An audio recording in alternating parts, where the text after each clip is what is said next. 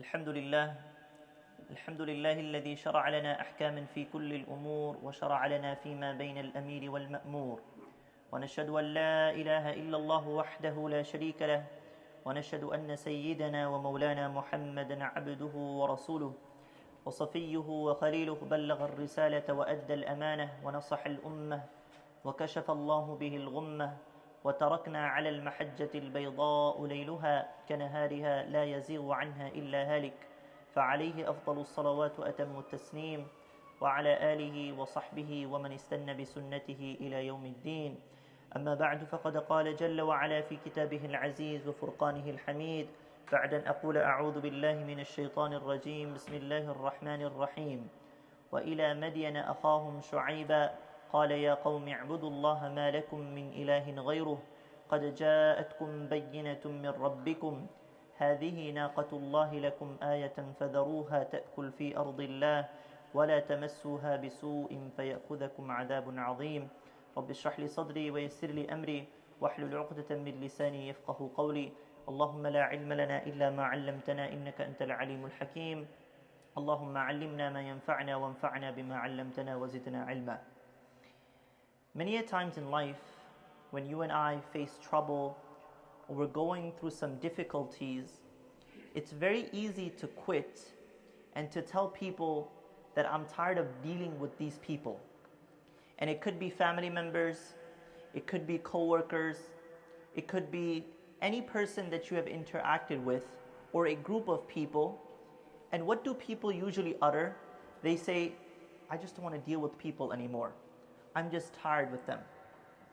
When you look at the prophets, specifically the ulul azm, those who possess the highest level of determination, amongst them Yunus alayhi salatu wasalam was not one of them. The reason being is he left his people momentarily. And Allah Azza wa Jal, being the creator and the only one who has the prerogative and the right of correcting prophets, Allah himself showed Yunus alayhi salatu wasalam that when he momentarily left his people, people still accepted Islam. You look at Musa alayhi salatu wasalam and the challenges that he had to face. Among one of the challenges is, of course, he had to face the Pharaoh, Fir'aun. But the Israelites were very difficult people. They were very stubborn people. They were very wretched people. It wasn't easy dealing and interacting with those people. But not for a single moment you see Musa alayhi salatu wasalam say to Allah subhanahu wa ta'ala that I'm just going to leave these people. I'm going to leave these people behind. I can't deal with it anymore. I'm giving up. Rasulullah sallallahu alayhi wasallam went to his own people, the Quraysh, and these people rejected him. And let me remind you of the story of Ta'if. Rasulullah sallallahu alayhi wasallam went and he mingled up with those people. الَّذِي يُخَالِطُ النَّاسِ. Rasulullah sallallahu alayhi wasallam used to constantly go back to these people and recite the verses upon them. And you and I would think that when Quran is being revealed, Rasul sallallahu alayhi wasallam is very excited. Let me go share with them these verses. And that's exactly what Rasul sallallahu alayhi wasallam would do. And you would think that the more Quran being revealed is more of a chance of these people changing. But sadly to say, the more Quran being revealed, the more stubborn these people become. So here you have a few verses, and he's so excited sallallahu alayhi wasallam that he would go and recite these verses, and these people become more stubborn than they were from before.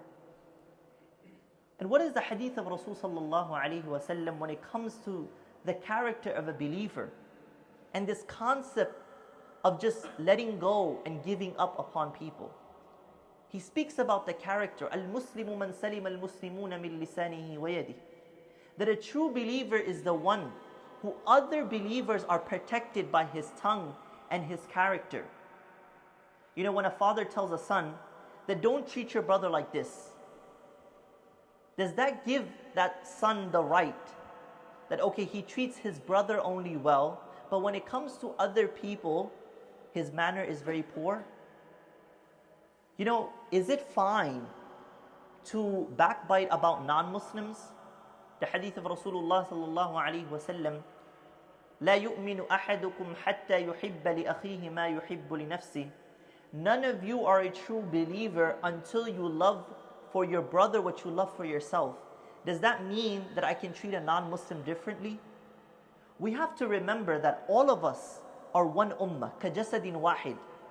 If something happens to someone, I just sympathize and empathize on the pain of that brother. You know, when you look at our predecessors and the sacrifice that they made, and one such figure comes to mind, Malcolm X. He used to have a statement, on the side of my people, that I will always stand by my people. To the extent, even after he had a fallout with the Nation of Islam, he could have just left. And he could have just gone from masjid to masjid, you know, giving lectures, fancy lectures with flowery words and charging honorariums for his lectures because he was already world famous and he was renowned. But he stuck with his people. He held on with his people. And he fought for whatever he believed in. He never stopped. He never stopped loving them. He never stopped caring for them. And that's what happens to many of us. You know, someone hurts us, someone does something to us, and we just leave our people behind. We leave even sometimes our family behind. Some people, because it's so detrimental, it's so terrifying, they're so hurt by what their family did to them, they just leave their in-laws behind, they just leave everyone behind and they run away. There's so many incidents, even within our communities. But we have to remember that every Muslim has a right upon me. Every believer has a right upon me. As a believer and as a ummah of Rasulullah sallallahu alayhi wa sallam, we all have a duty and a responsibility to help other people. When you look at the Quran, all the prophets that ever came and they preached to their people, what was the word that they said? They said, Ya qawmi, u'budullah. Ya qawmi, u'budullah. They never said, my nation and my tribe, or my Bangladeshi people, my Indian folks, my Pakistani folks, and whatever these small groups that we have. No, it was a ummah. It was a broader sense that we are all one ummah. إِنَّمَا أَنَا رَجُلٌ مِّنْكُمْ, that I am a man from amongst you and I am reminding you about Allah. Don't forget that I'm from amongst you and I care about you not only within this dunya, but I care about you within the akhirah. What is happening, if you're suffering in this dunya, I care about that as well. And I want to protect you from suffering in the akhirah. And coming back to the incident which I wanted to share, when you look at Rasulullah sallallahu alayhi wa sallam and he went for that journey of Ta'if, he went to give da'wah for those people. And we all know the way he was treated by those people. Even the children of Ta'if were throwing stones at him. Not only was he hurt physically, he was humiliated sallallahu alayhi wa sallam. But at the end, when Jibreel alayhi salatu wasalam came, and there was blood dripping down all the way to his sandals, he gave him that option, that, oh, the messenger, if you want, just inform me, just give me the permission, I will get rid of these people. I will eradicate them from the face of this earth. But what did Rasulullah sallallahu alayhi wa sallam say? Did he say, yeah, I want to take revenge on these people? Yeah, what they did to me, I want to hurt them back? He said, Allahumma ghfir li qawmi fa innahum la ya'lamoon. Oh Allah, forgive my people. Fa innahum la ya'lamoon. They don't know any better. He never gave up on his people. And you and I would be foolish if we think that we only have politics in our communities. No, there's politics in the Jewish community as well. There's politics in the Christian community as well. There's politics in the Hindu community as well. Every community has their problem.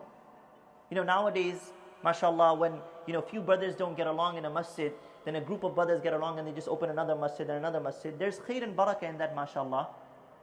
But why? People just like to give up. I'm tired of dealing with these people, just move on. But you have to remember that we are one ummah. إِنَّمَا هَذِهِ أُمَّتُكُمْ أُمَّةً وَاحِدًا. Allah has made you one body. Those challenges and those differences will occur whether you like it or not. This is something from the beginning of existence. There will always be differences. But it all comes down to how you deal with each other, how you interact with each other. Are you going to look at those silly mistakes and just move on and say, I don't care about these individuals, I don't care about these people, they could do whatever they want with their life and I'm going to just move on? Or will you remind yourself that we all make mistakes, we all have shortcomings, we all have ego, we all have pride. That's something that we just have to accept. And will I move on and look at the greater picture that we are all one Muslim ummah? And despite our differences of opinion, we will look at being an ummah of Rasulullah sallallahu alaihi wasallam. I pray to Allah Azza wa Jal that He increases us in love and gives us the understanding of togetherness and not individualism. And may Allah Azza wa Jal accept our services for His beautiful deen. Wa sallallahu wa barika ala sayyidina Muhammad wa ala alihi wa sahbihi ajma'in.